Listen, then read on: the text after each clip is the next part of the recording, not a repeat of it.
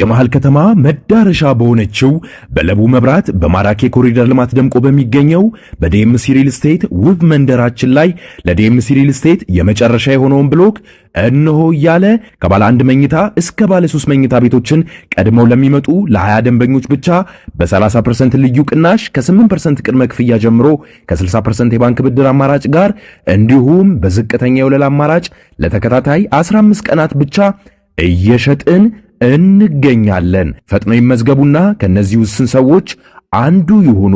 ለመመዝገብ በ0902888831 ላይ ይደውሉ። ዲኤምሲ ሪል ስቴት።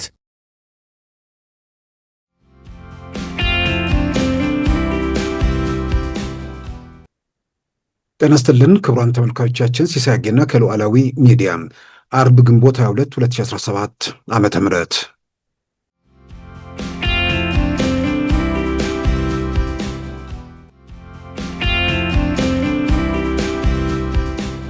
ሌላኛው ምስክር በሚቀጥለው ቀን የሚመጣው ምስክር በወቅቱ ሸሽቶ ሄዶ በሚቀጥለው ቀን ሲመጣ ጎዳናው በአስክሬን መሞላቱን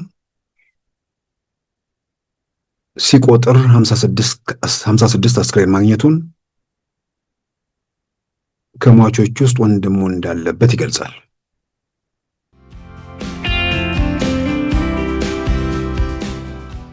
መንግስት ያውም ዝም ብሎ የመንደር መጽሔት ምናምን አይደለም፣ ዘ ኢኮኖሚስት ነው። ዘ ኢኮኖሚስት ላይ እንዲህ አይነት ነገር ሲባል በዚህ ቦታ ላይ ስለነበረው ሁኔታ የኢትዮጵያ መንግስት ቢናገር በመከላከያ ሰራዊት በኩል ይሁን በኮሚኒኬሽን በኩል ይሁን በጠቅላይ ሚኒስትር ጽሕፈት ቤት በኩል ይሁን ምን የሚጎዳ ነገር አለ?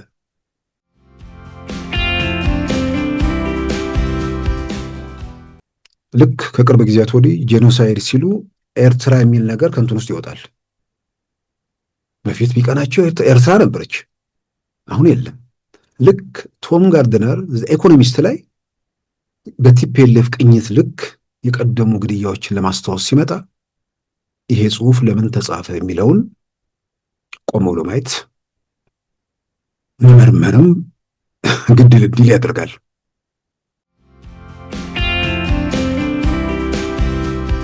አንዳንድ ኢትዮጵያ ውስጥ በጣም ማዝነው አደባባይ ያሉት ሀሳቦች ውይይት አይካሄድባቸው። ሰው ላይ ጉዳዮችን በተገቢው ለማስረጽ ስራዎች ሲሰሩ በአብዛኛው አናይም።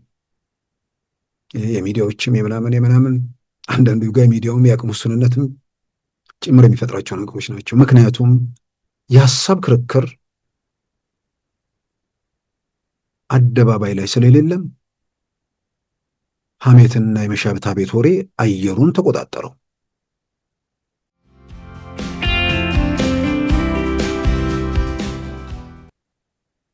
በአጋጣሚ ትላንት ከሰዎች ጋር ሳወራ ጠቅላይ ሚኒስትሩ ከሀገር ስለወጣ አንድ አደጋ ኢትዮጵያ ውስጥ ይደርሳል እያሉ ይጠብቁ ነበር። ምን ማለት ነው? እሱ በወጣ ቁጥር አንድ ነገር አድርጎ ነው የሚሄደው። ምንድን ነው የሚያደርገው? እሱ ሲወጣ የሆነ ነገር ኢትዮጵያ ውስጥ ይፈጸማል፣ በቃ በእርግጠኝነት ነው። ከየት የመጣ ነው አልኩኝ። እንግዲህ አንዱ ሚዲያ ነግሯቸው ይሆናል።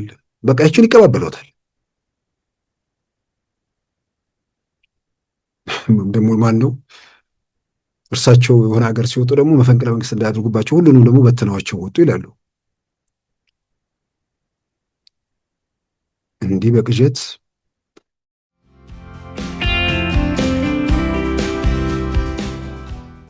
በዛሬ ፕሮግራማችን በእነዚህና በሌሎች ወቅታዊ ጉዳዮች ላይ ትኩረት አድርገናል።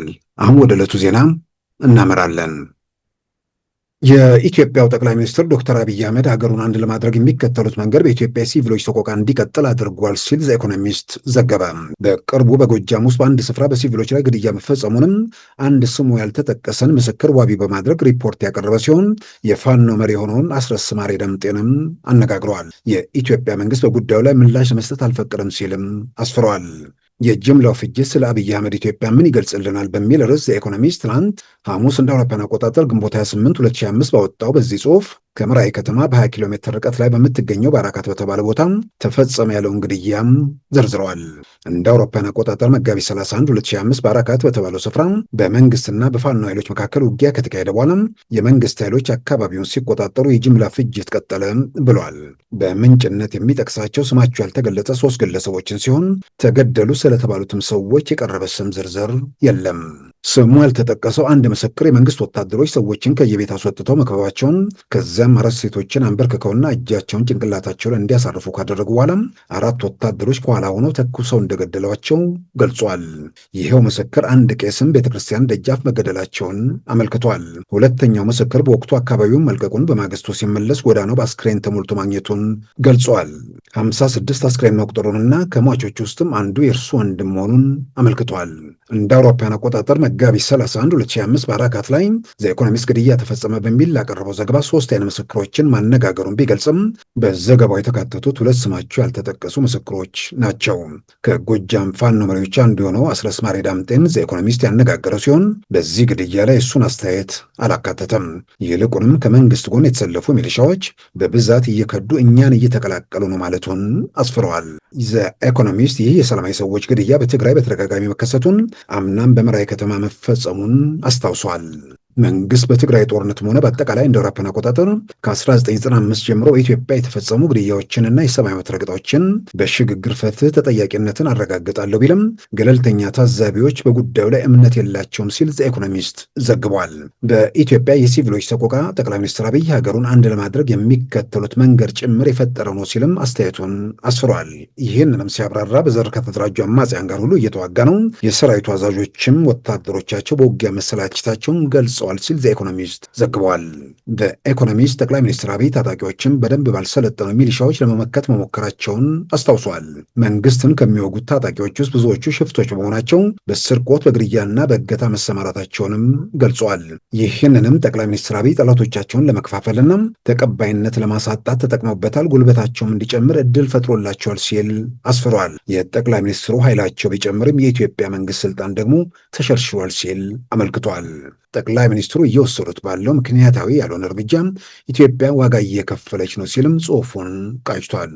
በቀረበው ጽሑፍ ላይ የጸሐፊው ስም ባይጠቀስም በህወሓት ዘመን በኢትዮጵያ የዘኢኮኖሚስት ዘጋቢ የነበረውና አሁንም መቀመጫውን ናይሮቢ በማድረግ የዘኢኮኖሚስት ዘጋቢ የሆነ ቶም ጋርድነር በኢትዮጵያ መንግስት ላይ ከፍተኛ ተቃውሞ የሚያቀርብ በመሆኑም ሲተች ቆይቷል። በተለይ በጠቅላይ ሚኒስትር አብይ አህመድ ላይ ባለው ከፍተኛ ተቃውሞ ዘአብይ ፕሮጀክት የተባለ መጽሐፍም የጻፈ ሲሆን በትግራዩ ጦርነት ወቅት በሚያቀርባቸው ጽሑፎች ባዕዳን ጸሐፊዎች እነ ጄፍ ፒርስ ሁሉ ተቃውሞ ሲያቀርቡበትም ቆይተዋል።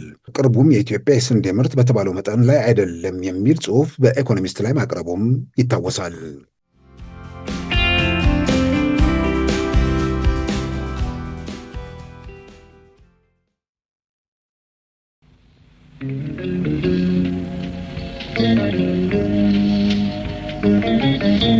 ለኢትዮጵያውያንና ለኢትዮጵያ ወዳጆች ሁሉ በኢትዮጵያ ጉዳይ በብሔራዊ ጥቅሞቿና ደህንነቷ ላይ ሁሉ መነጋገር፣ መወያየትና መመካከር ጊዜው የሚጠይቀው ግዴታ ብቻ ሳይሆን ወደፊትም ተጠናክሮ መቀጠል ያለበት የውይይትና የምክክር ባህላችንን ወደ ላቀ ደረጃ ከፍ የምናደርግበት አጋጣሚን የሚፈጥር ነው።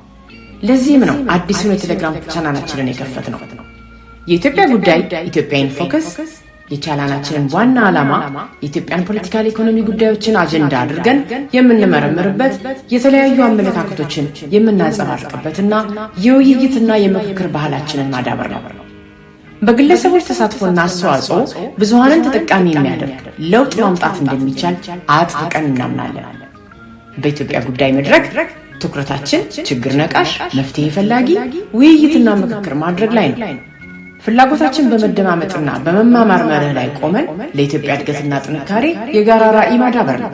ስለዚህ ለኢትዮጵያ ጥቅም ሲባል ሐሳቡንና ተሳትፎውን ማድረግ የሚሹበት መድረክ ከፈለጉ የኢትዮጵያ ጉዳይ ቻናላችንን ለእርሱ የተዘጋጀ ነውና እንኳን ደህና መጡ ብለን እንቀበሎታለን፣ ያውም በደስታ ይቀላቀሉ።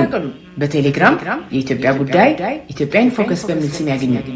የወደፊቷን ኢትዮጵያ በመግባባት መንፈስ በጋራ እንገንባ።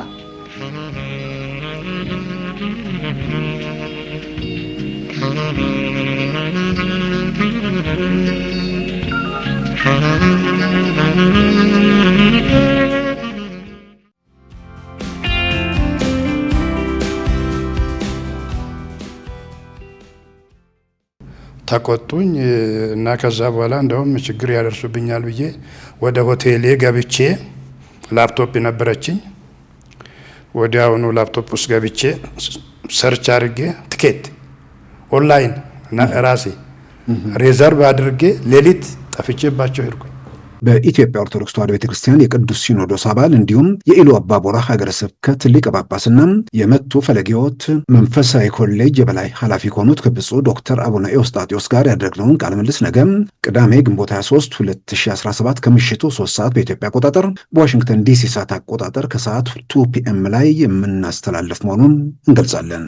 ከሌሎች ሁለት ሊቃነ ጳጳሳት ጋር በመሆን ከሁለት ዓመታት በፊት ስለሾሟቸውና በኋላም ስለተሻሩት መነኮሳት ጉዳይና በወቅቱ በቤተክርስቲያን ውስጥ በነበረው ውዝግብ ዙሪያ ጥያቄ ያነሳንባቸው ሲሆን በምርጫ 1997 ከተፈጸመው ግድያ ጋር ተያይዞ የአጣሪ ኮሚሽን አባል በነበሩበት ወቅት በወሰዱት አቋም የገጠማቸውን ሁኔታዎች እንዲሁም በውጭ ሀገር በነበሩበት ወቅት ሀገር ለመመስረት የሚፈልጉ አካላት ፓትርያርክ ሊያደርጓቸው ያደረጉትን ጥረት ጨምሮ በዝርዝር ጉዳዮች ላይ ከሉዓላዊ ሚዲያ ጋር ቆይታ አድርገዋል።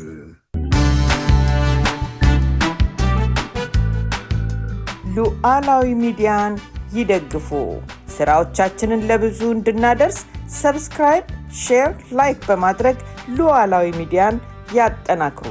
እውነትን እንዘግባለን፣ ኢትዮጵያዊነትን እናቀነቅናለን። መድረኩ ግን ለሁሉም አመለካከት ክፍት መሆኑን እናረጋግጣለን። ሉዓላዊ ሚዲያ።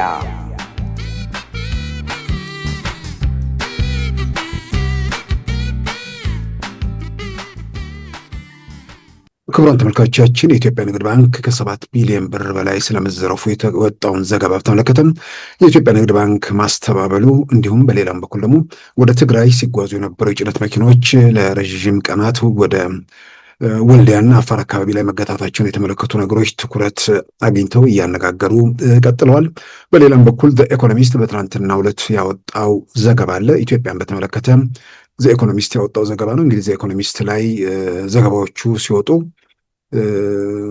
ከዛ በስተጀርባ በቋሚነት አንድ ሰው አለ፣ ቶም ጋርድነር የሚባል።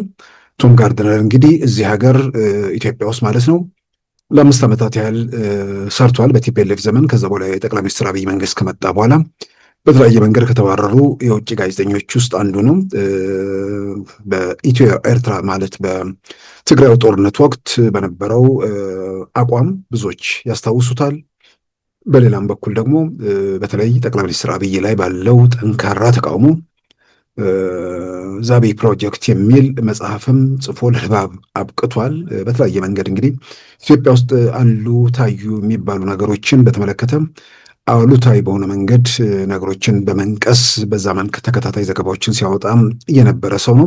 ምናልባትም ይሄ ስለሚታወቅበትና በዚህ መንገድ አቋሙም ግልጽ ስለሆነ ሊሆን ይችላል ዘገባዎቹ ኢትዮጵያን በተመለከተ በሚወጡ ዘገባዎች ላይ ስሙ አይወጣም። ነገር ግን ኢትዮጵያ በነበረበት ወቅት የኢኮኖሚስት የኢትዮጵያ ዘጋቢ ነበር። በአሁኑ ወቅት ደግሞ ካልተሳሳትኩ መቀመጫውን ናይሮቢ አድርጎ የኢኮኖሚስት የአፍሪካ ዘጋቢ ነው። ኢትዮጵያን በተመለከተ በቅርቡም ከስንዴ ምርት ጋር ተያይዞ ያወጣው ዘገባ ነበር።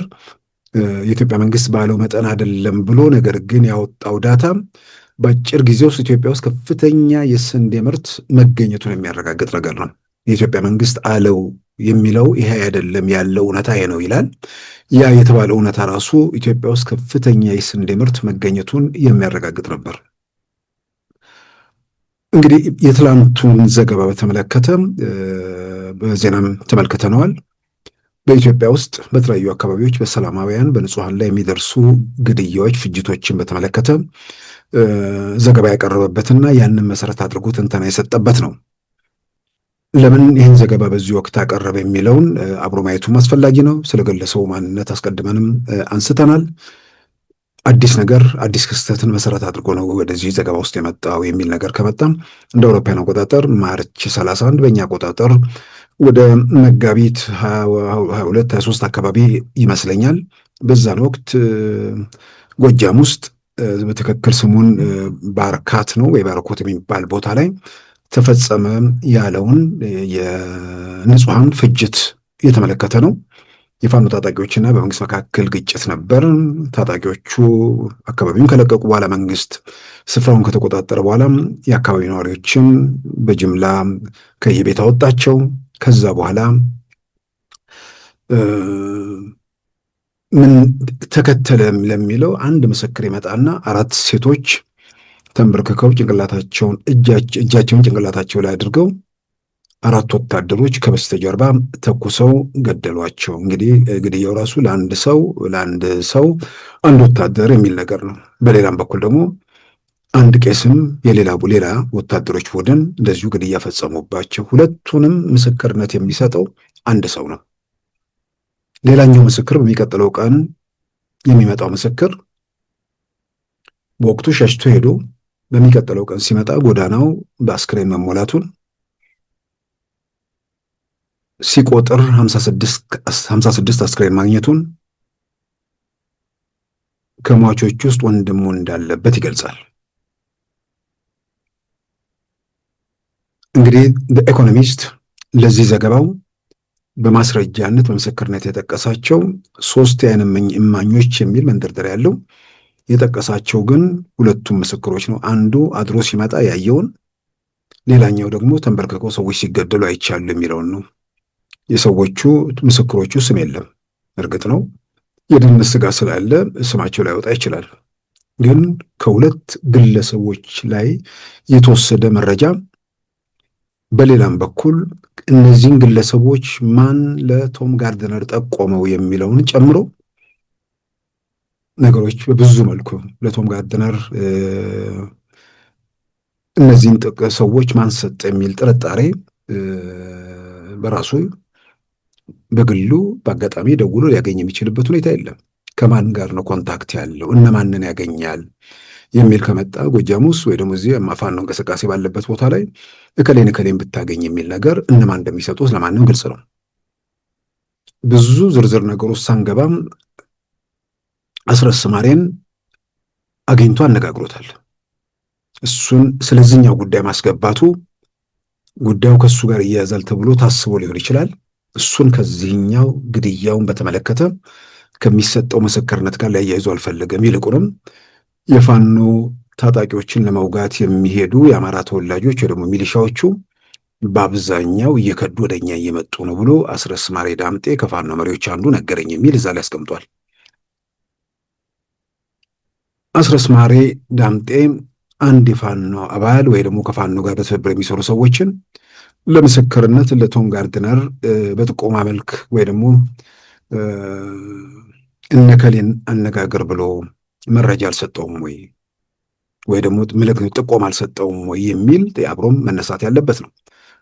ዘኢኮኖሚስትን የሚያክል ትልቅ መጽሔት፣ በጣም ተጽዕኖ ፈጣሪ መጽሔት እንዲህ ያለ ትልቅ ከባድ ውንጀላ ነው። አንድ የማይታወቅ ሰው እንደውም የዚህ ህግ ባለሙያዎች የሚሉት ነገር አለ፣ ኔምለስ ፌስለስ የሚሉት ስም አልባ ገጽታው የማይታወቅ ምስክርን 2 ሰው ተጠቅሶ ሌላ ተጨማሪ ማስረጃዎች ሳይታከሉበት እንዲህ አይነት ነገር ተፈጠረ ይላል። አጠቃላይ ጽሑፉን ለሚያይ ሰው እዛ ላይ ወደኋላ ምን ተንደርድሮ የሚሄድባቸው ነገሮች ሲታዩ ጉዳዩ እዛ ጋር የተፈጸመው የንጹሐኑ ግድያ አይደለም ለሱ ዋናውን ገብጋቢ ጉዳይ። ትግራይ ውስጥ በተደጋጋሚ የተፈጸሙ ግድያዎች በመከላከያ ሰራዊት ኢትዮጵያ መከላከያ ሰራዊት ያኔ በግጭቱ ወቅት የሚል ያነሳል። ፋኖችም እዛ ሂደት ውስጥ ተሳታፊ እንደነበሩም ይጠቅሳል። አብረው ተሰልፈው የነበሩ እንደገና አንዱ በሌላው ላይ ጠላት መሆኑ እንዲህ እያለ በዝርዝር የሚሄድባቸው ነገሮች አሉ። በጥቅል ይሄን ጉዳይ በዋናነት ጽሑፉ የተነጣጠረው ያልተቋረጠው የሲቪሎች ግድያን የተመለከተ ነው። ይሄ የውጭ ዜጋንም ብቻ ሳይሆን ከማንም በላይ ደግሞ ኢትዮጵያን ያሳስባል። የንጹሐኑን ግድያ ማን፣ እንዴት፣ ለምን የሚለውን ነገር የኢትዮጵያን ፖለቲካ የኢትዮጵያን ጉዳይ ለሚከታተል ሰው ግልጽ ነው፣ የሚያጠራጥር ነገር አይደለም። በጦርነት መሃል ደግሞ በበቀል ኢትዮጵያ መንግስት የሚያደርሰው ጥቃት ካለ እሱንም በደንብ መርምሮ ጉዳዩ መጋለጥ አለበት። እሱ ላይ ጥያቄ ውስጥ የሚገባ ነገር አይደለም። አሁን ግን አንድ የማይታወቅ ስሙ ማይታወቅ ለሱ ሊታወቅ ይችላል አንድ ግለሰብ እንደ መረጃ ምንጭ ተወስዶ ቢያንስ እንደ 10-15 ሰው በተለያየ መንገድ አነጋግሮ ከዛ ውስጥ ሀሳቡን አንጥሮ ከዛ በኋላ ያሉ ነገሮችን ገምግሞ ምስክርነት 15 ያውም እነዛ የመረጃ ምንጮች ከአንድ አቅጣጫ መምጣት የለባቸው። በተለያየ መንገድ የምናውቀው ነው። ግጭት ብሔር መሰረት የብሔር ግጭት ነው ኢትዮጵያ ውስጥ እየተካሄደ ያለው። ቶም ጋርድነርም ያለው ነገር ነው። ስለዚህ የብሔር ግጭት ባለበት ሁኔታ ውስጥ ልታደግ ነው፣ የነፍስ አዳኝ ነኝ፣ ልጠፋ ነው፣ በእምነት በማንነት በምናምን የሚል ነገር ስላለ ያ ባለበት ሁኔታ ውስጥ እዛ ሆነው የሚታገሉ ሰዎችን ጋር በትብብርና በቅንጅት የሚሰሩ በተለያየ መንገድ እነዛ ነገሮች የሚደግፉ ሰዎች መኖራቸው ጥያቄ ውስጥ የሚገባ ነገር አይደለም። ስለዚህ እውነተኛ ችግሮች በተገቢው እንዳይወጡም አንዳንዴ የእረኛው ታሪክ ነው ኢትዮጵያ ውስጥ ብዙ ጊዜ እየተደጋገመ ያለው።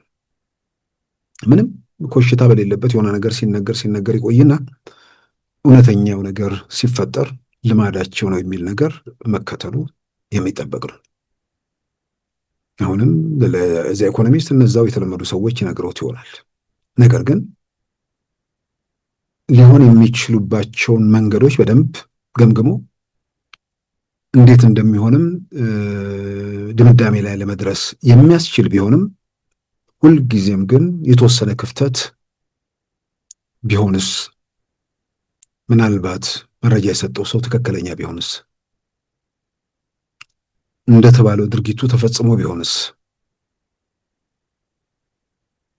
የሚለው ነገር ደግሞ በደንብ ጥያቄ ውስጥ መግባትና ለምርመራ ጉዳዩን እንደገና መልሶ ለማየት መንግስትም ሌሎች ገለልተኛ አካላትም ሂደቱን ለመመርመር ግን እድልና በር ይከፍታል።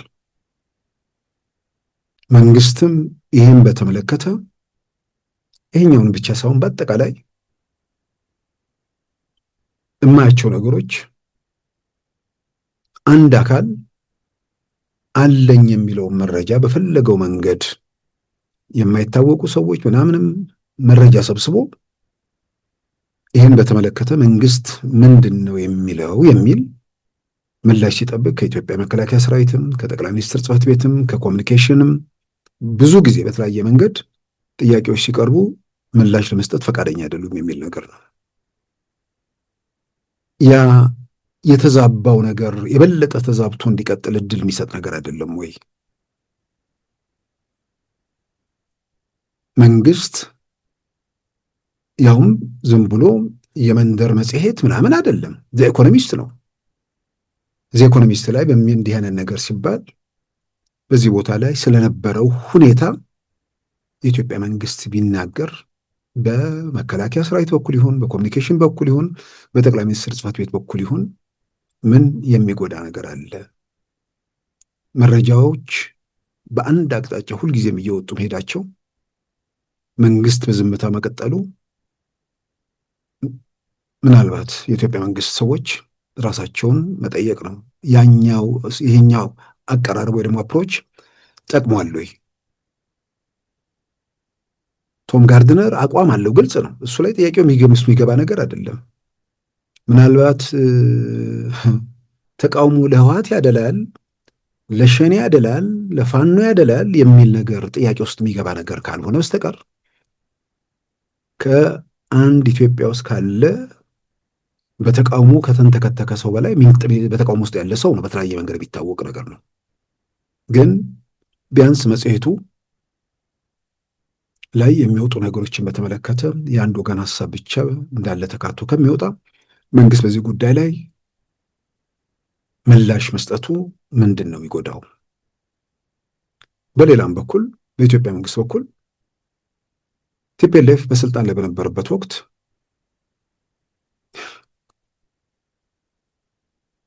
እንዴት እንደነበሩ የውጭ መገናኛ ብዙሃን ዘጋቢዎች ዳታ ይሰጧቸዋል። ያን ዳታ ማሰራጨት ነው። ሌላ ዳታ ውስጥ የለም። ሌላ የጥቅም የምናምን ጉዳይ አለ። ተንከባክበው አሞላቀው ይዟቸው ነበር። ያው የማይሰራ ያልሰራውን እንዲገለጽለት የሚፈልግ አካል የውጭ ሰዎችም ምናምን በተለያየ መንገድ ሲጠቀም እንደነበር ያው በአደባባይ የተገለጸም የሚታወቅም ነገር ነው። በዚህ መልክ የነበሩ ጋዜጠኞች ልክ ጥቅማቸው ተገታ የጠቅላይ ሚኒስትር አብይ መንግስት ወደ ስልጣን ሲመጣ እዛ ሆነው ቲፒኤልኤፍ ተመልሶ ነፍስ እንዲዘራ በተለያየ መንገድ ጥረት ሲያደርጉ ነበር። ሌላው ቀርቶ የኢትዮጵያ መንግስት ህገወጥ ነው ያለውን ምርጫ እንታዘባለን ብሎ እስከ መሄዱ ድረስ የደረሱበት ሁኔታ አለ። በዚህ መልክ እንግዲህ ሁሉም በየተራ ከሀገር ተባረሩ። የመጀመሪያ ኢትዮጵያ ውስጥ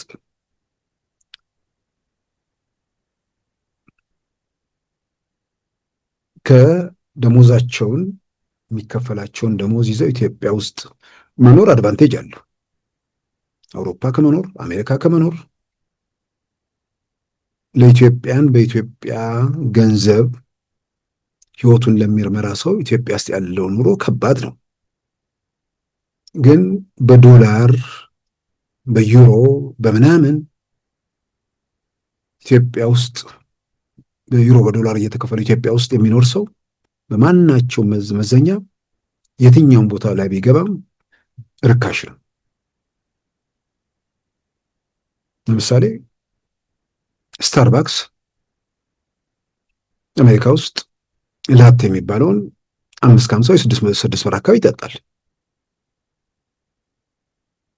ኢትዮጵያ ውስጥ ስካይላይት ይሁን ሂልተን ይሁን የትም ቦታ ሄዶ $1 ወይ ግፋ ቤት $2 በላይ ሊያወጣ አይችልም። ለነዚህ ያው የመጨረሻ ጫፎቹ ጋር እየሄደ ማለት ነው። ስለዚህ ሌላ ጥቅማ ጥቅም እንትን ባይል እንኳን ኢትዮጵያ ውስጥ ደሞዛቸውን እያገኙ ኢትዮጵያ ውስጥ መኖር ጥቅም ነው። እንደገና ደግሞ ሰርቶ መታወቅም ወይ ደግሞ ሰርቶ መደነቅን ሳይሆን ከፍሎ መደነቅን የሚፈልግ ቡድንና ስርዓት ስለነበር በተለያየ መንገድ በጥቅማ ጥቅም የተይዘው መቆየታቸው የአደባባይ ሚስጥር ነው። ብዙ ጊዜ የተገለጸ ነው። በመንግስት ደረጃም ጭምር በአደባባይ ይፋ የሆነ ነገር ነው። ስለዚህ እነዚህ ሰዎች ኦኬ የጥቅም ግንኙነት ስለነበራቸው ያ ነገር ስለቆመባቸው ያ ቡድን ተመልሶ ህይወት ኖሮት እግር አውጥቶ መንግስት እንዲሆን መመኘታቸው የሚጠበቅ ነው። ስለዚህ መንግስት ከእንደነዚህ አይነት ኃይሎች ጋር ተጣጥሞ መቀጠል አይችልም። በተለያየ መንገድ በተገኘባቸው ነገር ሀገር ለቀው እንዲወጡ ተደረገ። ግን በእነርሱ ምትክ ዘጋቢዎች ወደ ኢትዮጵያ እንዲገቡ የኢትዮጵያ መንግስት በተለያየ መንገድ ከመገናኛ ብዙሃኑ ጋር መገናኘትና ወይ ደግሞ እንዲህ አይነትን ነገር የወጡ ሰዎች ባይሆኑም በሌላ በኩል ማናቸውንም ጋዜጠኞች መላክ የሚቻልበት ሁኔታን ማበረታታት ገብቶ አዲስ አበባ እንዲዘግቡ ብቻ ሳይሆን አሁን ኢትዮጵያ ውስጥ ግጭት ባለባቸው አካባቢዎች ጭምር ተጉዘው ያሉ ነገሮችን ቢያወጡ ቢዘግቡ በቋሚነት ባይዘግቡ እንኳን መጥተው ኢትዮጵያ ውስጥ ያሉ ነገሮችን ቃኝተው ዘገባ ሰርተው ቢወጡ ኢትዮጵያ መንግስት ያተርፍበታል እንጂ ምንም የሚያጣው ነገር የለም። ለዚህም ምክንያቱም ኢትዮጵያ ውስጥ በተለያየ መንገድ በተለያየ ጊዜ ሲገለጹ የቆዩ ጉዳዮች አሉ። በዋናነት በሰላማዊ ሰዎች ላይ የድሮን ጥቃት የሚለው ብዙ ጊዜ ተገልጿል። ሆን ተብሎ ታስቦ ተነጣጥሮ ምናምን የሚል ያው ለግርግሩ ድምቀት የሚፈልጉ ሰዎች ያን ይላሉ። በሌላ በኩል ደግሞ ለግርግሩንም ሳይፈልጉ ሰላማዊ ሰዎች ላይ ተነጣጥሯል ወይ ደግሞ ሰላማዊ ሰዎች ጉዳት ደርሶባቸዋል የሚሉም አሉ። በመንግስት በኩል ደግሞ ይህን ሲያስተባብል ቆይቷል። በእርግጠኝነት ግን አንድ ነገር ላይ ሁላችንም እንስማማለን። ይሄ ግርግሩን ከሚፈልገው ውጭ ማለት ነው። መንግስት ሰላማዊ ሰዎች ላይ አነጣጥሮ ጥቃት ሊሰነዝር አይችልም። የኢትዮጵያ መንግስት በራሱ ዜጎች ላይ ምን ፈልጎ ምን ለማግኘት ንጹሐንን ሰላማዊ ሰዎች ላይ ተነጣጥሮ ይህንን ማሰብ ለሚችል ማመዛዘን ለሚችል ግራ ቀኝ ለሚያይ ገበያ ላይ ሊውል የሚገባው ነገር አይደለም። በብሶት ሜዳ ላይ ላሉት ተወናብደው ደንዝዘው በሆነ ቦታ ላይ የሚጓዙ ሰዎች ለነሱ ሁል ጊዜ ይህን እየነገሩ መቀጠል ይቻላል። ነገር ግን እነሱ ሆን ተብሎ ሰላማዊ ሰዎች ስለተነጣጠረ የሚሉት ነገር እንደማይሆን ለሚያስብ ሰው ግልጽ ቢሆንም ሰላማዊ ሰዎች ላይ ሳይነጣጠር ግን ለኃጢያን ለታጠቁት የተባለው ነገር ንጹሐን ላይ ሰላማዊ ሰዎች ላይ እየደረሰ ነው ወይ? በሰላማዊ ሰዎች ላይ የደረሰው ጉዳት ምን ያህል ነው? ይሄ በደንብ መታየት መመርመር አለበት። ስለዚህ እንዲህ አይነቱ ነገሮችን በተመለከተ ቢያንስ በድሮን ጥቃቶች ላይ በግሌ በድፍረት አንዳንድ ነገሮች እንድናገር ከሚያደርጉኝ ነገሮች የኒው ሂውማኒቴሪያኑ ዘጋቢ ነው። ጎጃም ውስጥ ገባ። እሱ አንድ ትምህርት ቤት ከመድረሱ በፊት ከተወሰነ ጊዜ በፊት ከሰዓታት በፊት ማለት ነው የድሮን ጥቃት አንድ ትምህርት ቤት ላይ ተፈጽሞ ነበር። ያም ድሮን ጥቃት የተፈጸመበት ትምህርት ቤት ጥቃቱ ከመፈጸሙ በፊት ጥቂት በፊት የፋኖ ተዋጊዎች ሰፍረውበት ነበር፣ በደርዘኖች የሚቆጠሩ። ከዛ በኋላ ድሮኑ መጥቶ ጥቃት ከመሰነዘሩ ጥቂት ቀደም ብለው ወጡ። ነገር ግን በመካከላቸው የቆሰሉ ሰዎች ያሉበት፣ ከብቶች ሞተዋል፣ ከምስል ጋር ይዞ ወጥቷል። ሰላማዊ ሰዎች ላይ ንጹሐን ላይ የሚሉ ሰዎች እስካሁን ድረስ አስረጅ የሚሆን ነገር ሲጠቅሱ አናውቅም። ነገር ግን የውጭ ሰው ከዚህ ወይም ከዛ ሰውን የሆነ እውነት ተዘግባለሁ ብሎ የገባ ሰው ያየውን ነገር በዚህ መልክ መስክሯል። ስለዚህ ሌሎችም ገብተው ኢትዮጵያ ውስጥ ችግሮች ባሉባቸው፣ ግጭቶች ባሉባቸው አካባቢዎች ላይ ያሉ ነገሮችን እንዲመረምሩ እድል መስጠቱ በብዙ መልኩ ይጠቅማል። በሌላ በኩል ክፍተትና ጉድለት የለበትም ማለት አይደለም። እንቅስቃሴው የዘር ነው። የዘር ፖለቲካ ወይ ደግሞ ትጥቁ ምኑም ዘርና ሃይማኖትም አድርጎ የሚንቀሳቀስ ኃይል ባለበት ወንጀል የፈጸመው በሰብአዊ ጋሻነት የያዛቸው አካል በሱ ሳቢያ ጉዳት እየደረሰባቸውና ሰቆቃ እየተፈጸመባቸው እንደሆነ ቢረዱም ለእኛ ሲሉ ዋጋ እየከፈሉ ነው በሚል እነሱን ላያሳጡ የሚችሉበት እድል አለ። መረጃ ለማግኘት ገለልተኛ መረጃ ለማግኘት ብዙ ምርመራዎች ያስፈልጋሉ። ቶም ጋርድነር ለምን በዚህ ወቅት የሚለው ነገር አሁን የበለጠ መታየት ያለበት ነገር እሱ ይመስለኛል። ኦሮ ምንድን ነው በአማራ ክልል ተፈጸመ የሚለውን ነገር መነሻ አድርጎ እንዳልኩት ሁለት የማይታወቁ ሰዎችን ጠቅሶ ከዛ በኋላ ትግራይ ውስጥ እንደዚህ በተደጋጋሚ ተካሂዷል ብሎ ያንን ለመጥቀስ በጣም ይሞክራል። ብዙ ጊዜ ትግራይ ውስጥ ተፈጸመ ከተባለው ግድያ ጋር በተያያዘ በተለይ የምዕራብ ሚዲያዎች ምናምን በዋናነት የሚቀናቸው ከኢትዮጵያ ይልቅ ኤርትራ ነበር። በደንብ የምናስታውሰው የቀደመ ግጭትና ግድያም ሲተንትን በተመለከተ ኤርትራን አያነሳም። አሁን ትግራይ ውስጥ በተፈጸመው በንጹሐን ላይ በደረሰ ጥቃት ይሄ የሚነግረን ከዚህ ጽሑፍ በስተጀርባ የቲፒኤልኤፎች ሚና ምንድን ነው የሚለውን ቆም ብሎ ማየት ነው።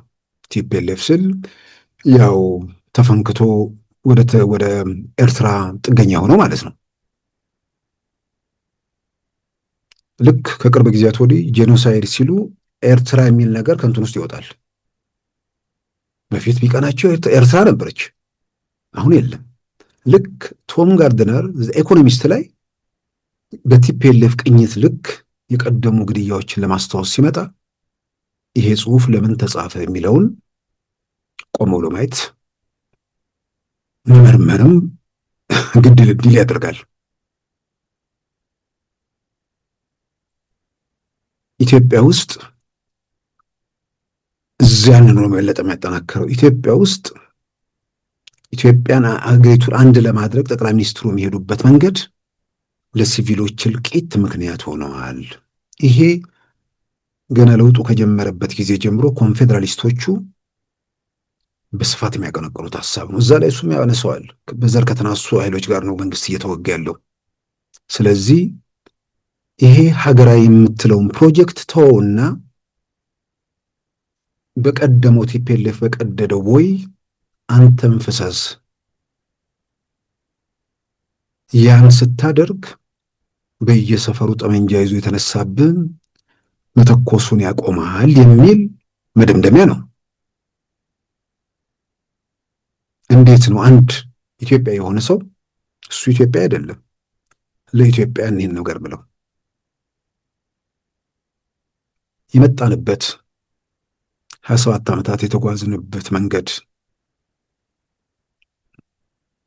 በነበሩት ዓመታት የተፈጸመውን ነገር ብቻ ሳይሆን ዛሬ ላደረስንበት ሁኔታ ዜጎች ጎሪጥ እንዲተያዩ፣ በጠላትነት እንዲተያዩ፣ እንዲገዳደሉ፣ እንዲፋጁ ያደረገ ከፋፋይ ፖለቲካ እኛና እነሱ በሚል የተጓዝንበት መንገድ ውጤቱ በውድቀት ከተደመደመ በኋላ በዛው መንገድ ላይ ተጓዙ የሚል የወዳጅ ነው የጠላት ምክር ነው።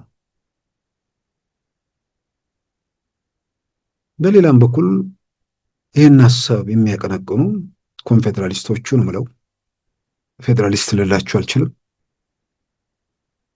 በቲፒኤልኤፍ ዘመን አንዳንዴ መረጋጋት ነበር ይላሉ። በቲፒኤልኤፍ ዘመን በየትኛው የቲፒኤልኤፍ ዘመን መረጋጋት የነበረው የሚለውንም አብሮ መመለስ ነው። የመጨረሻዎቹ 2 ዓመታት የቲፒኤልኤፍ ዘመን መረጋጋት ነበረው? በጉልበት አፍኖ ይዞ የበላይነቱን አስጠብቆ ስለሄደ ልክ ነው፣ ሰላም ነበር። በባርነት ውስጥ ያለ ሰላም፣ በጭቆና ውስጥ ያለ ሰላም፣ በመቃብር ውስጥ ያለ ሰላም። ያ ሰላም የተረጋገጠው በጉልበት ነው። ከላይ እስከታች ሁሉን ነገር ተቆጣጥረው በየክልሉ መስለን የመድበው የፈለጉትና የፈቀዱትን ማድረግ የሚችሉበት አቅም ስለነበር በጉልበት ተቆጣጠሩት፣ ያዙት። ጉልበት እየከዳቸው ክንዳቸው እየዛለ ሲመጣ ሁሉ ነገር ከእጃቸው ወጣ። ስለዚህ ሰላም ለውጡ ከመጣ በኋላ ሳይሆን የታወቀው ለውጡ ዋዜማ የነበሩ ሁከቶችና ግርግሮች፣ ቀውስና ትርምስ ምንረሳው ነገር አይደለም። ስለዚህ የዘር ፖለቲካው ሰላምን አላረጋገጠም። ጊዜ ጠብቆ የሚፈነዳ ፈንጅ ነበር የሆነው። በጉልበት ታምቆ ታፍኖ ቆየ፣ መፈናደዳት ጀመረ። ከዛ በኋላ የመጣው መንግስት እጁ ላይ ፈነዳበት። በተለይ ዘረኛው ከየቦታው ፈነጨ። ያልነበረው ሁሉ ፊት መስመር ላይ ከኔ በላይ ላሳር ማለት ጀመረ። ሁሉም ነፃ አውጪ ነኝ ባይ፣ ሁሉም የብሔር ተወካይ ነኝ ባይ፣ በአክቲቪዝም በፖለቲካ ድርጅት በምናምን ኢትዮጵያን አመሷት። የመጣንበት መንገድ ነው። ስለዚህ ያ የለውጡ ዋዜማና የለውጡ የመጀመሪያ ዓመታት በምስቅልቅል የተሞሉ ነበሩ። የብሔርተኞቹ ቅርንጫፍ እየተሰባበረ ክንዳቸው እየዛለም እየተኮረኮሙ ሲመጡ ደግሞ በማናቸው መመዘኛ የዛሬ 7 ዓመት የነበረው፣ የዛሬ 5 ዓመት የነበረው፣ የዛሬ 2 ዓመት የነበረው ሁኔታ ኢትዮጵያ ውስጥ የለም። ሌላ ምዕራፍ ውስጥ ገብተናል። ስለዚህ የኢትዮጵያ መንግስት በሀገራዊ ህልም ዜጎችን ወደ አንድ ለማምጣት መንቀሳቀሱ ኢትዮጵያ ውስጥ ለቀጠለው ግጭት ምክንያት ነው የሚሉ ሰዎች ቆም ብለው በጤነኛ አእምሮ፣ ምክንያቱም ይሄም ሰው ዝም ብሎ የሚያገኛቸው ሰዎች መረጃ ምናምን ይሰበስባል። ያን መሰረት አድርጎ የሚጽፋቸው ነገሮች ናቸው። በቲፒኤልኤፍ ዘመን የመጀመሪያዎቹ ዓመታት እንዳልኩት መረጋጋት አለ። መረጋጋቱን ያመጣው ግን ጉልበት ነው። አሁን ያን ኮንፌዴራሊስት አይነት ስርዓት መልሱልን የሚሉ ሰዎች ተስማምተው ሀገር ሆኖ ይቆማል? ቲፒኤልኤፍ ለምንድን ነው የመጀመሪያው ከዚህኛው ስርዓት ያፈነገጠው? ለምንድን ነው የመጀመሪያው ስልጣን መልሼ ለማረጋገጥ የሚችልበት ሁኔታ ተፈጥሯል ብሎ በማመኑ፣ በሌላም በኩል በእኩልነት ስም የበላይነትን አስፍኖ ስለቆየ እኩልነት ባርነት መስሎ ታየ። በሌላም በኩል ደግሞ የፍትሃዊነት ነገር መጣ። ሰዎች በአስተሳሰብ፣ በችሎታ፣ በአቅም፣ በፖለቲካ መስመር መቧደን ያለባቸው በዘር በኮታ የሚል ነገር መጣ። ስለዚህ አሁን የዘርና የኮታ ጉዳይ ከሆነ ሁላችንም በአቅማችንና በቁጥራችን የሚል ነገር መጣ። ኢህአዴግ በነበረበት ወቅት ከኦህዴድ ጋር፣ ከባዕዴን ጋር፣ ከደኢህዴን ጋር ህወሓት እኩል የስራ አስፈጻሚ ቁጥር፣ እኩል የማዕከላዊ ኮሚቴ ቁጥር ነበረው። ግን የህዝብ ወኪልን ነው የሚሉት። የሚወክለው 5 ሚሊዮን ህዝብ ነው። 40 ሚሊዮን ከሚወክለው ኦሮሞ ድርጅት ጋር እኩል ማዕከላዊ ኮሚቴ፣ እኩል ስራ አስፈጻሚ እንዴት ሊሆን ይችላል?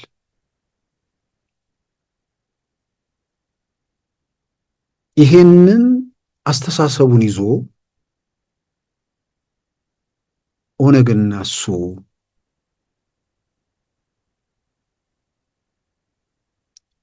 ፋኖ ምናምን አብረው ሊቆሙ አብረው ሀገር ሊመሰርቱ አይደለም። ሀገር መመስረት ተስማምቶ ሀገር ማፍረስ ይችላሉ። ስለዚህ ኢትዮጵያ ውስጥ በደርግ ጊዜም እኮ መረጋጋት ነበር። ዘነጉት እንዴ? በጣም መረጋጋት ነበር። ከቲፒኤልኤፍ እና ከኤርትራ ጋር ውጊያ አለ። ያው እስከ 81 ዓመተ ምህረት እንደውም ሌላው አካባቢ ላይ የለም። 81 መጋቢት ምናምን ድረስ ትግራይ እስኪጠቀልሉ ድረስ ትግራይና ኤርትራ አካባቢ ጦርነት አለ። አስመራንም ሌሎች ከተሞችን ጨምሮ ሰው በነጻነት የሚንቀሳቀስበት ነው። በጉልበትና በአፈና ውስጥ ያለ ሰላምን እንደ ዋስትና ወይ ደግሞ እንደ ትክክለኛ ነገር ተደርጎ የሚወሰዱ መከላከያዎች ተቀባይነት የላቸውም። ቶም ጋርድነር በጣም በእርግጠኝነት እሱ እንደጻፈው የሚያጠራጥር ነገርም ስላልሆነ ስሙን ጠቅሰው እዛ ላይ ስሙን ሌላ ሀገር ላይ ሲጻፍ ስሙ ያወጣል። ግን የጠቅላይ ሚኒስትሩ ኢትዮጵያ ምንድነው አገሪቱን አንድ ለማድረግ የሚሄዱበት መንገድ የፈጠረው ነገር ነው። ሀገሪቱማ በዚህ መንገድ አንድ ካልሆነች ወደፊትም አንድ ልትሆን አትችልም። እንካፈልና ምንድነው እንለያይና ይዋጣልን ነው ምንድነው?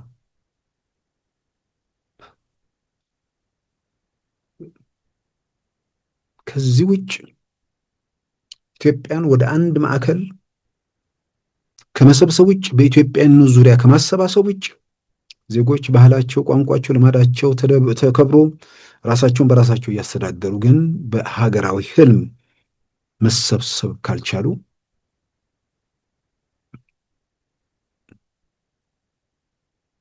እንደ ሀገር እንደ ህዝብ መቀጠል ይቻላል? ሌላው ቀርቶ እንደ ኢትዮጵያ አይደለም እንደ ኦሮሞ መቀጠል ይቻላል? እንደ አማራ መቀጠል ይቻላል? እንደ ትግራይ ምናምን መቀጠል ይቻላል? በተአምር።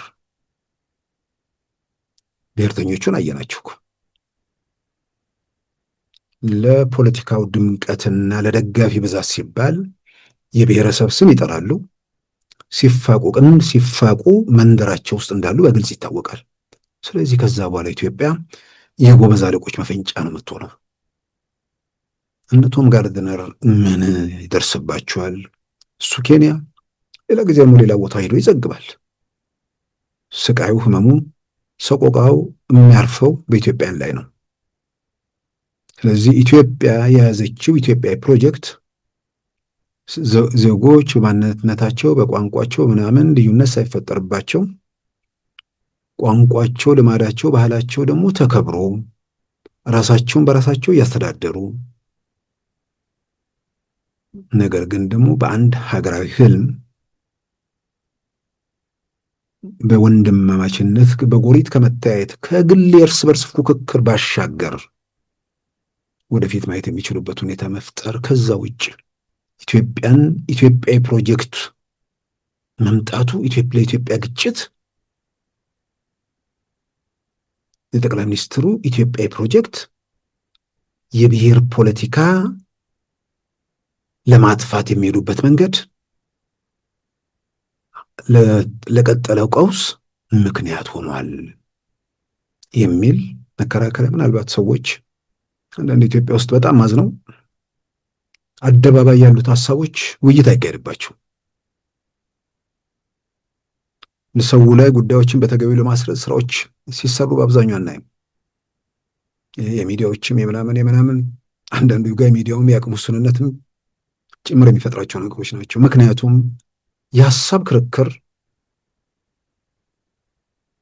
አደባባይ ላይ ስለሌለም ሐሜትና የመሻብታ ቤት ወሬ አየሩን ተቆጣጠረው።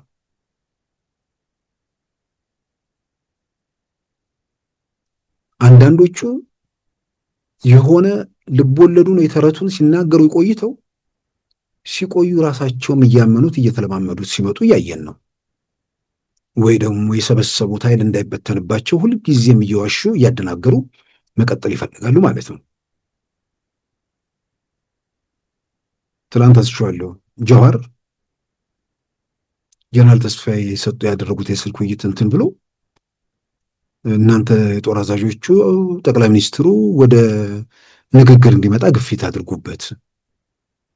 አሁን ይህንን ያነበበ ሰው የሰው የት ነበር ነው የሚለው።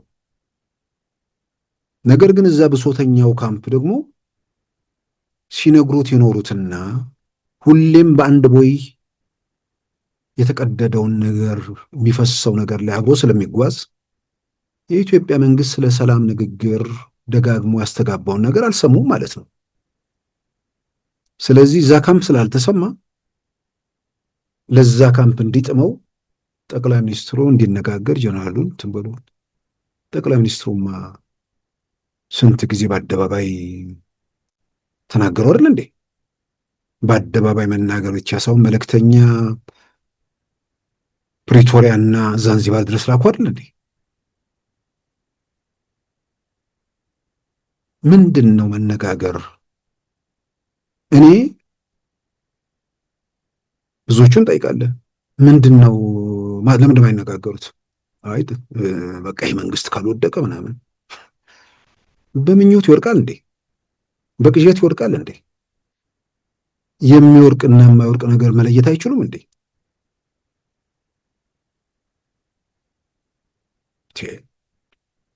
እንዴት ነው የሚወርቀው?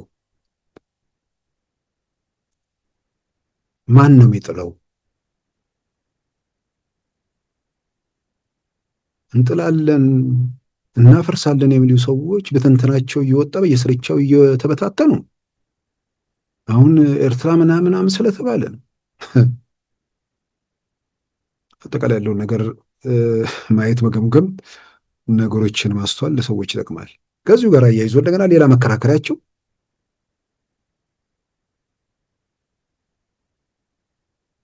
ጠቅላይ ሚኒስትሩ እንዲደራደር የሚለውን ነገር ይሄንን ጀዋር ሲጽፍ ጀዋር ያኛውን ካምፕ እያሰበ ብቻ ነው። ብሶተኛውን ለውጥ የሆነ ነገር ይመጣል ብሎ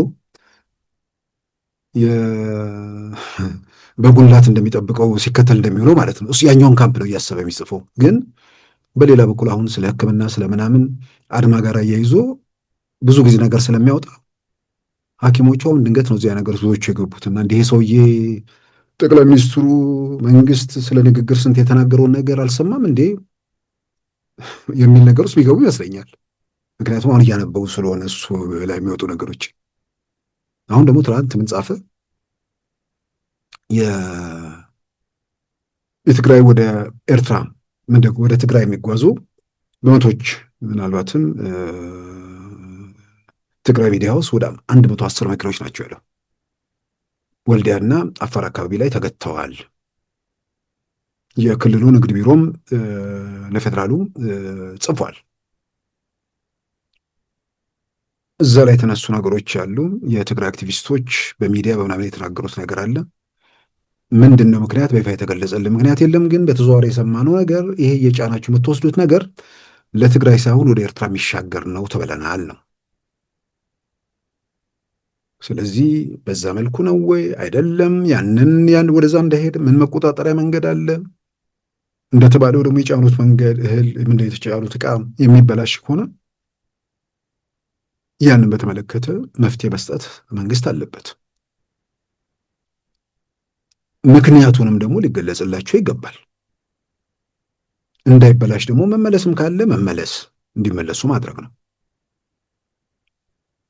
ችግሩ እንግዲህ በመንግስት በኩል ጥያቄ ውስጥ የማይገባው ነገር ትግራይ ውስጥ ምንድነው አየር ማረፊያውና የመሳሰሉትን ከሚጠብቁት የፌዴራል ፖሊስ አባላት ውጭ ሌላ የኢትዮጵያ መከላከያ ሰራዊት ትግራይ ውስጥ የለም። በተወሰነ ቁጥር ነበር። በጣም ጥበብ በተሞላበት መንገድ ወጥቷል። ምክንያቱም እዛው ከበስተጀርባ ቲፒኤልኤፍ የሚባል ጠላት አስቀምጠ ከኤርትራ ጋር ተፋጠ እዛው መጨፍለቅ ነው የሚሆነው። ስለዚህ የኢትዮጵያ መከላከያ ሰራዊት አስቀድሞ የእነዚህን የቲፒኤልኤፎቹን የጠላትነት መንፈስ ካየ በኋላ መውጣቱ ተገቢ ነው። ስለዚህ እዛ የጸጥታ ኃይል የለም። የሚገቡ ነገሮች ቀጥታ ሊሄዱ የሚችሉበት እድል ዝግ አይደለም። ምን አይነት መቆጣጠሪያ ሜካኒዝም ያንን እንከላከላለን ተብሎ ትግራይ ውስጥ ያለው በሸቀጦቹ ዋጋ ላይ ንረት እንዳይከተል፣ ሰው የሚገዛው ነገር እንዳያጣ፣ እንዲህ አይነት ነገር መንግስት በዚህ በኩል የማረሚያ ማስተካከያ እርምጃዎችን እንዴት መውሰድ የሚችለው እሱ ላይ መነጋገር አስፈላጊ ነው። ጀዋር ይህንን መጥቶ መሰረት አድርጎ መፍትሄው የፕሪቶሪያውን የሰላም ስምምነት ማክበር ነው ይላል። የፕሪቶሪያው የሰላም ስምምነት ምንድን ነው? የኢትዮጵያ መንግስት ያላከበረው የቀረው ነገር ምንድን ነው? በአንድ ወር ውስጥ መሳሪያ እንፈታለን ብለው የፈረሙት ሰዎች እስካሁን ድረስ መሳሪያ አልፈቱም ብቻ ሳይሆን ላለመፍታታቸው በቂ ምክንያት ሲሰጥ ነበር። ዲሞቢላይዝ የሚሆነው ወታደሮች ማቋቋም ያስፈልጋቸዋል፣ ያ ይጠበቀ ነው ተባለ። ያኛው ተገኝቶ ሲጀመር እንኳን አንፈታም ብለው ያቋረጡት እነሱ ናቸው። አሁን እንደገና ደግሞ ተጀምሯል። ስለዚህ አንዱ የፕሪቶሪያው የሰላም ስምምነት የመሳሪያ መፍታትና ህብረተሰቡ መቀላቀል ነው። ይህንን ቲፒኤልኤፎቹ ፈጽሙ ማለት ጀዋር አለበት። በሌላ በኩል የተፈናቃዮች ጉዳይ ነው። እንግዲህ ከእናቶ ጌታቸው በሌላም በኩል ምዕራብ ኤምባሲዎች አካባቢ ከሚገለጸው በአደባባይ ከተነገረው በላይ ተፈናቃዮቹ የታገቱት እኮ በእነ ዶክተር ደብረጽዮን ነው። አጀንዳ እንዳያጡ። ያልታገቱትማ ራያ ውስጥ ገብተው በሰላም እየኖሩ ነው። ስለዚህ የፕሪቶሪያው ስምምነት ምንድን ነው? መሰረታዊዎቹ እነዚህ ናቸው። ከዛ በኋላ ወደ ፌዴራሉ ስርዓት ውስጥ መካተት የሚቻልበት ምናምን የሚለው እሱ አሁን እንግዲህ ከምርጫው ጋር ተያይዞ የሚመጣ ነገር ነው። ማን ነው እያፈነገጠ ያለው? ማን ነው እየኮረፈ ያለው? ማን ነው የአገሪቱን ህገ መንግስት አክብሬ በህጉ መሰረት እመራለሁ ብሎ ፕሪቶሪያ ላይ ፈርሞ የኢትዮጵያ ብሔራዊ ምርጫ ቦርድን አላውቅም ያለው ማን ነው? አሁን ያው ጩኸትና ብሶቱ ካምፕ ላይ የፕሪቶሪያውን ስምምነት ያክብር ብሎ ጻፈ። አይ በከለከ መንግስት ነው አሁን ለካ ችግር እየፈጠረ ያለው ብሎ እንደዛም ያምን ሰው አለ ብለው እንደዛም ያምኑ አሉ። በዚህ አይደለም ዝናቡ እየዘነበ ያለው አብይ ይንት ምንድነው ችግኝ በየቦታው እየተከለ አይደል እንዴ? አሁን በቃ ዝናቡ ያለ ወቅቱ እየዘነበ ምናምን የሚል ምክንያት ሁሉ ይሰጡ የለ እንዴ? መብራት ሲበራ ከተማው ላይ ሁሉ እየተበራ ሂሳቡ ከኛ ይወሰዳል የሚሉ ሰዎች አሉ። አስገራሚ ነገር ነው። አሁን ሰዎቹ ይህን የሚናገሩ ሰዎች ራሳቸው የፈጠሩት ነገር አይደለም። አሁን የምሰማው አንዳንዴ በእንትን ላይ ምንድነው ይሄ ሚዲያዎቹ ላይ እንደዚህ ይባላል አሉ። በአጋጣሚ ትላንት ከሰዎች ጋር ሳወራ አይ ጠቅላይ ሚኒስትሩ ከሀገር ስለወጣ አንድ አደጋ ኢትዮጵያ ውስጥ ይደርሳል እያሉ ይጠብቁ ነበር። ምን ማለት ነው? አይ እሱ በወጣ ቁጥር አንድ ነገር አድርጎ ነው የሚሄደው። ምንድን ነው የሚያደርገው? አይ እሱ ሲወጣ የሆነ ነገር ኢትዮጵያ ውስጥ ይፈጸማል። በቃ በእርግጠኝነት ነው። ከየት የመጣ ነው አልኩኝ። እንግዲህ አንዱ ሚዲያ ነግሯቸው ይሆናል። በቃ ይችን ይቀባበሎታል። ደግሞ ማን ነው እርሳቸው የሆነ ሀገር ሲወጡ ደግሞ መፈንቅለ መንግስት እንዳያደርጉባቸው ሁሉንም ደግሞ በትነዋቸው ወጡ ይላሉ። እንዲህ በቅዠት እንዲህ በምኞትና መባከን የሚባል ነገር ይገርመኛል። እውነተኛ መፍትሄ ምንድን ነው ብሎ ለመፍትሄው ሀሳብ ማዋጣት ነው። በድርድር ስም ድርድር የሚባለውን አሁን መዝገበ ቃላቱን ፈትቼ ሳየው ማለት የተቃዋሚዎቹ መዝገበ ቃላት ልበለው ወይ ደግሞ የብሶተኞቹ መዝገበ ቃላት ስልጣን አካፍለን ነው።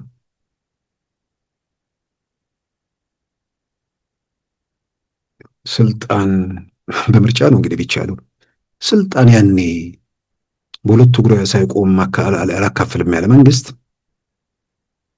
ስልጣኑን ለምን እንደሚያካፍለው? ስልጣን በማካፈልስ ግጭቱን ማቆም ይቻላል? ለማን ነው ስልጣንስ የሚሰጠው? መዓት ያኮረፈው እና ከምር ለህዝቡ ማሰብ ብቻ ሳይሆን የማይሆን የማይለወጥ በሚካሄድበት መንገድ ላይ ንቅንቅ የሚል ነገር እንደሌለ ከታወቀ ቋጥኙ ላይ የሄዱ ከመላተም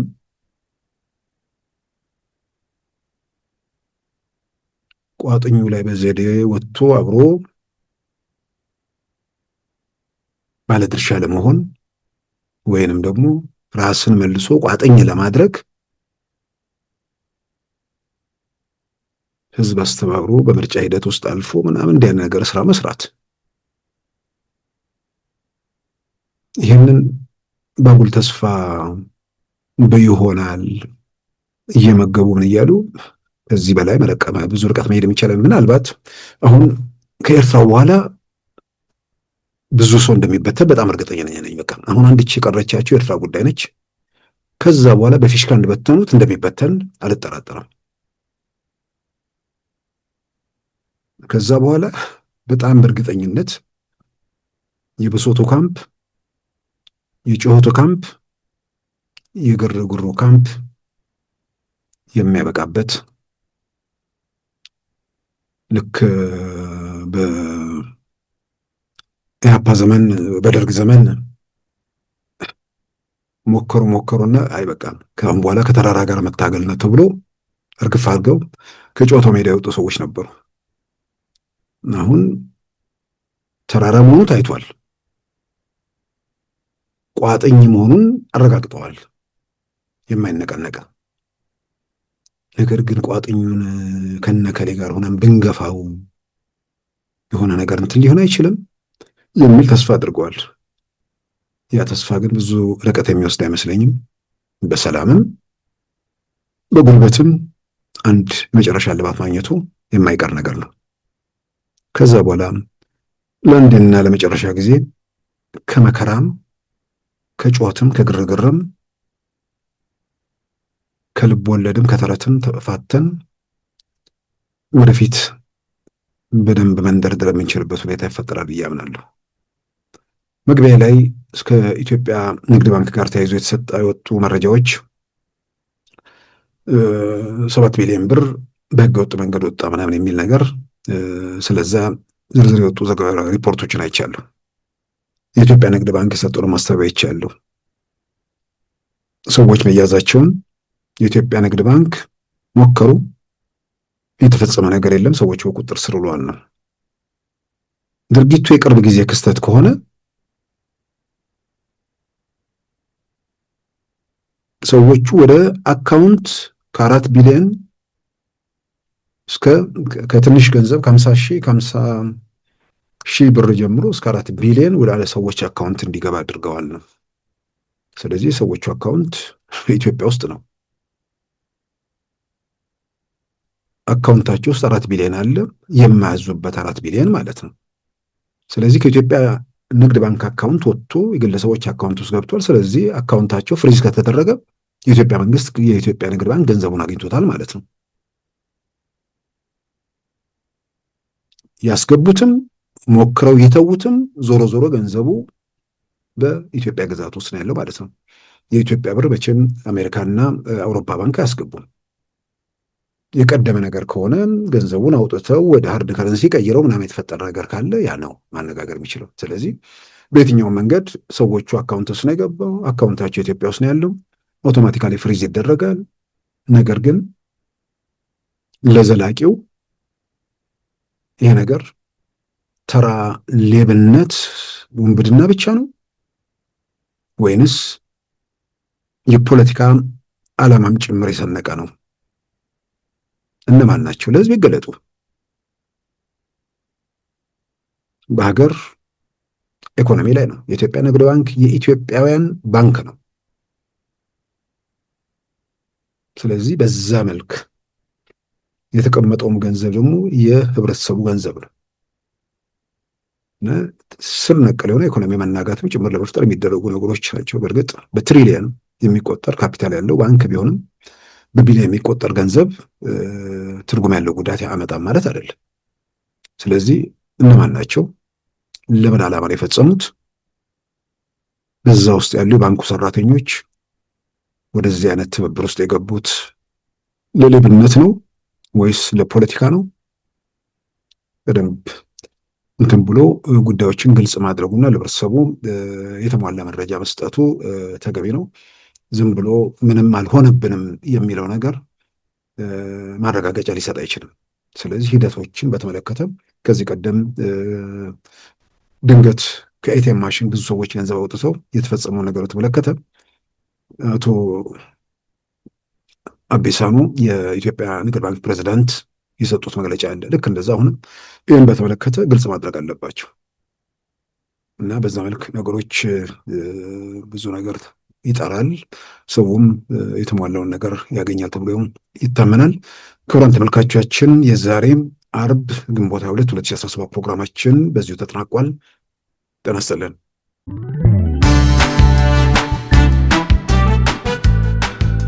ሉዓላዊ ሚዲያን ይደግፉ።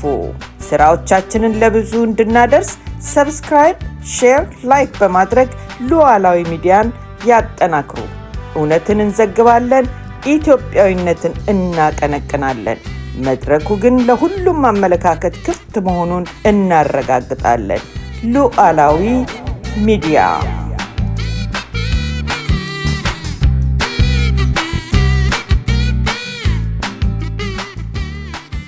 የዛሬ አርብ ግንቦት 22 2017 ፕሮግራማችን በዚሁ ተጠናቋል።